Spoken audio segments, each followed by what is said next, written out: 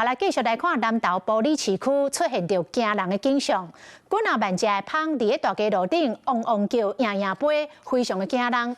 未少人趕緊避去佇車頂，民眾嘛甲門窗關甲目睭睭。專家講，這是蜂在分家的自然的現象。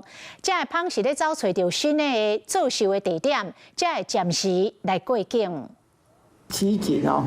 手機一個翕，佇半空中出現烏一點一點的物件，一直佇洗衣褲啊，這規大陣連咪飛過來，連咪飛過去，這攏是蜜蜂，而且呢汪汪叫，會互人去受到電影的劇情。Oh my god！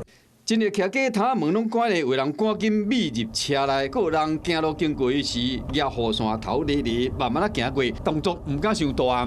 起初以為是蚊子還是什麼，結果一看是蜜蜂，就大家都不敢出去啊，聽到啊一聲，然後想說啊，它應該是被叮了。這是南投埔里的中華路，有規大陣蜜蜂出現佇市區，在地人講，帶10外檔啊，頭一擺看到這款現象，要業者講，這要出問案。蜜蜂代表旺嘛，嗡嗡嗡嗡嗡嗡，就很旺的一個感覺。當時蜜蜂過境停留差不多半點鐘就飛走去啊，是講雄雄有規大陣蜜蜂過境，大家攏真好奇。